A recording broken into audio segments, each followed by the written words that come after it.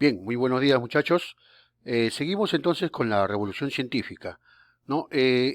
Aquí quería hacer, digamos, entrar un poco más en detalle sobre los descubrimientos científicos de estos grandes hombres que hace más de 300, 400 años, pues, eh, promovieron el desarrollo de la ciencia y que en su momento no fue entendido, no fue muy creíble, pero gracias a estos hombres hoy en día, las matemáticas, la electrónica, las computadoras, están basados en esos descubrimientos de hace 300 años atrás, muchachos.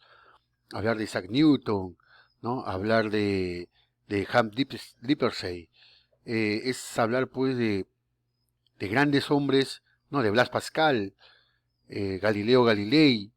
Entonces, un poquito vamos a adentrarnos en sus descubrimientos y lo que causó en la sociedad finalmente esos grandes cambios de mentalidad, ¿no? Nuevamente voy a volver a repetir esta parte del cuadro, ¿no? Recuerden, estamos estudiando un poco lo que es la edad moderna, ¿ya? Yo he puesto acá, se ha puesto 1492, puede ser 1453 también. Lo que interesa es que no es una fecha donde se empieza algo repentinamente, sino toma un tiempo, un proceso, ¿no? Entonces, cuando hablamos en grandes cantidades de tiempo, hablamos del año 1500, o sea, a partir del siglo XVI para adelante, ¿no? Y los cambios tampoco no se dieron de la noche a la mañana, ¿sí? Bueno, vamos a estudiar un poquito el telescopio. Se habla mucho de quién descubrió el telescopio. Tenemos a Galileo, al mismo Galileo Galilei, tenemos a Isaac Newton, que perfeccionaron ya estas herramientas. Pero se cuenta, pues, y en el libro lo he puesto, que en la ciudad de Middleburg, ¿no? En Inglaterra, dos chicos jugaban en el taller de Johann Lippershey, ¿no? Un modesto pulidor y se les ocurrió pues enfrentar dos lentes, conservándolos a cierta distancia, ¿no? Y mirar hacia arriba. Y uno de los muchachos comprobó que gracias a esta combinación de los lentes se veía un poco cerca lo que ciertamente estaba muy lejos. Lippershey, enterado de esto, le dijo de que su hijo había hecho, construyó un tosco anteojo, colocando en un tubo dos lentes, una en cada extremo, y a partir de ello aparecieron desde entonces varias copias del primitivo telescopio, ¿no? Entonces se puede hablar del descubrimiento del telescopio en base a un juego de dos niños, ¿no? Y que Hans rápidamente supo entender que esto pues, fue un gran descubrimiento, ¿no? Y luego trató de ir perfeccionando. Así nace el telescopio, ¿no? Luego vemos a Galileo Galilei, un pionero de la mecánica moderna, ¿sí? Que ya pues crea el anteojo ocular divergente, ¿no? Que luego más tarde Isaac Newton lo va a perfeccionar, ¿no? Entonces este telescopio de Galileo no deformaba los objetos como los anteriormente, ¿no? Y gracias a que el lente era divergente, ¿no? Una especie de ojo, ¿no? O sea, que se anchaba así, se anchaba en el medio y luego se volvía a juntar, ¿no? Esa divergencia ojo de pez hacía pues que las figuras no se deformaran, ¿ok? Pero sin embargo, ¿por qué menciono nuevamente a Galileo Galilei? Eh, Porque él no solamente descubrió el telescopio, sino que gracias a este perfeccionamiento del telescopio, pues logra darse cuenta de que la Tierra se mueve alrededor del Sol, ¿no? También construye el termoscopio, que es el precursor del termómetro, ¿no? Ahorita voy a explicar de qué trata esto. Pero el perfeccionamiento del instrumento le llega a descubrir la constelación de Orión, los cúmulos de estrellas, las fases de Venus, las manchas solares, ¿no? Sin embargo, la Iglesia lo acusa de sospecha grave de herejía y fue obligado, ¿no? Públicamente a retractarse de ello. Y en su manifestación dice, no, yo Galileo Galilei abandono la falsa opinión de que el Sol es el centro del universo, ¿sí? Y que el Sol está y que está en movimiento, que el Sol eh, está, de que él había dicho que el Sol está inmóvil y que la Tierra se mueve alrededor del Sol, pero él es obligado a decir lo contrario, ¿no? Abjuro, maldigo y detesto dichos errores, dice. Tras este alegato impuesto, él luego ¿no? Dice, sin embargo, y por si move, ¿no? Sin embargo, se mueve la Tierra, ¿no? Alrededor del Sol. El termoscopio viene a ser el precursor del termómetro. ¿Qué cosa mide el termómetro? ¿Qué cosa? El calor, pues, el calor, ¿no? El calentamiento. Entonces simplemente es en base a un producto muy conocido por todos, ¿sí? Conocido como el mercurio. El mercurio cuando se calienta se dilata. ¿Qué significa dilatarse? Se expande, ¿no? Entonces de esa manera, puesto en un tubo, ¿no? A una determinada cantidad, al calentarse se expande. Entonces cuanto más caliente, más se expande. Menos caliente, se achica. Y cuando está frío, en su temperatura normal, está en su volumen normal. Entonces de esa manera, Galileo Galilei descubre el termoscopio, que de luego va a ser el termómetro, ¿no? Bueno, Galileo fue condenado a arresto domiciliario, es decir, estuvo prohibido de salir de su casa para siempre, ¿no? Y fallece pues el 8 de enero de 1642. Un gran hombre, un gran reconocimiento a este inventor, ¿no? Que se la jugó, incluso pues teniendo a la iglesia en su contra. Luego vamos a ver a Blas Pascal. Blas Pascal descubre la pascalina, lo inventa para ayudar a su padre en el trabajo, ya que él era un contador, ¿sí? Contaba dinero muchísimo y aplicaba la suma y resta. Entonces él para ayudar a su padre inventa esto, ¿no? Una maquinita que era capaz de efectuar sumas y restas con simple movimiento de unas rueditas metálicas situadas en la parte delantera, ¿no? Eh, Él intentó vender luego este invento.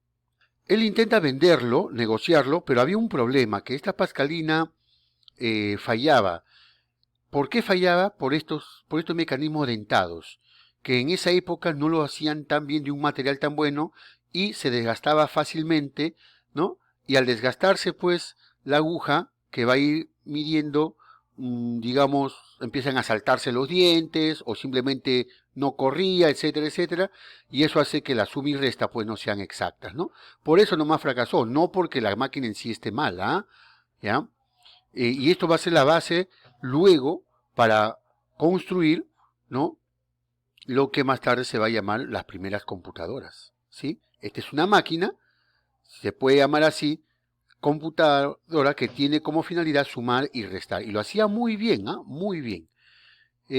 Bueno, Blas Pascal, pues, está entre el año 1623 a 1662, ¿no? Un matemático, físico, filósofo. Mire, ¿qué es un matemático filósofo? Ah, bueno, pues para que vean ustedes, ¿no? Las letras y los números se llevaban muy bien. Y hasta ahora tienen que llevarse muy bien, ¿sí? Y aquí vamos a hablar de un grande, pues, Isaac Newton, ¿no? Yo soy muy seguidor.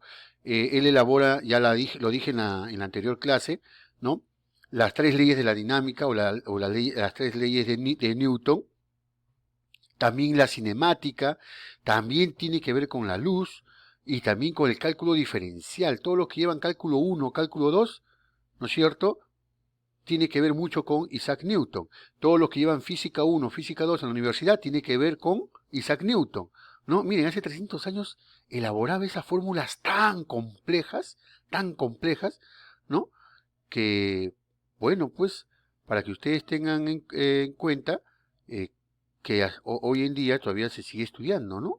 Y sirve para todos los inventos habidos y por haber, ¿sí? Interesante cómo refracta la luz, ¿no? La luz blanca del sol lo captura y a través de un prisma, ¿sí? Lo vuelve visible todos los colores, ¿no? Y para volverlo blanco, utiliza ¿qué cosa? Una rueda, ¿no? Con todos los colores y al girarlo a una gran velocidad, así como la velocidad de la luz que va a 300.000 kilómetros por segundo, a una velocidad se vuelve blanco, ¿no? Es decir, refracta y vuelve a unir los colores, ¿no?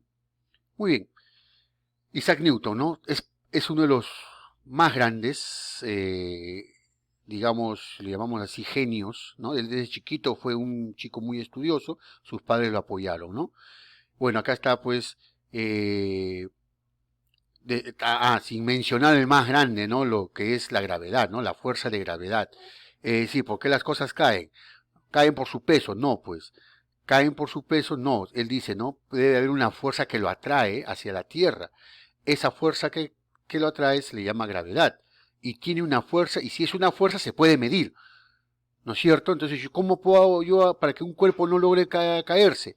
Simplemente tener una fuerza contraria a la fuerza de gravedad, ¿no? Y al hacer contrario, en la misma fuerza que la gravedad, se crea lo que es una fuerza nula o una fuerza neutra, y eso puede mantener al cuerpo en el aire, ¿no? Interesante, ¿no? Es decir, si un peso cae, ¿no es cierto? Vamos a suponer que este aparatito, que es la llave de mi carro, pese por decir 30 gramos. Si yo, al caer, hay una fuerza que lo está jalando, pero si yo invierto la fuerza, una fuerza hacia arriba, del mismo peso, esto se mantendrá en el aire, ¿no? Es lo que hacen ustedes pues con un globo, cuando va a caer, y ustedes soplan de abajo hacia arriba, y desde esa fuerza del peso del globo, entonces el globo se mantiene en el aire, ¿no? Bien, interesante. Otro hay que mencionar a Torricelli, ¿no? Que también aplica el mercurio, no solamente que tiene que ver con el termómetro, sino también tiene que ver con el barómetro, ¿ya? El, el, mm, a ver. No se vació. Entonces, un ratito, ¿ya? Ya, bueno, siempre estos problemas. El, el mercurio, él hace un experimento, ¿no es cierto? Llenó con mercurio un tubo de 1 metro de longitud, ahí está, ¿sí? Luego lo invierte, o sea, lo llena, no todo, ya no todo, lo tapa con un dedo para atrapar el aire también, lo invierte, lo sumerge dentro de una cubeta con mercurio y retiró el dedo, cuidando de que no entrara aire en esta parte de acá, ¿sí? Muy bien. Y luego, el mercurio descendió hasta una altura de 76 centímetros. En la parte superior del tubo quedó vacío, este aire. Y la pregunta era ¿por qué? ¿Ok? ¿Por qué? ¿Por qué no descendía más? ¿Por qué solamente hasta 76 centímetros? Ah, ¿sí? Entonces dice, el tubo no se vació porque el aire exterior presionaba sobre el mercurio y la cubeta. En cambio, en la parte superior del tubo se produjo un vacío, acá. ¿Sí? Recuerden que el aire exterior, el aire empuja el mercurio para que éste pueda subir por el tubo. ¿Sí? La presión ejercida por la atmósfera en el punto Q, ¿ya? Es igual a la presión en R, a esta presión de acá, ya que ambos puntos están al mismo nivel en el mismo fluido. Es decir, que la presión que la columna de aire, que casi 40 kilómetros de altura, que es la atmósfera, ejerce sobre la superficie libre del mercurio Q. Y es igual a la que ejerce la columna de 76 centímetros de mercurio. A ver, profe, ya me mareó. Finalmente, ¿qué significa el barómetro? El barómetro sirve para medir la presión del aire, ¿sí?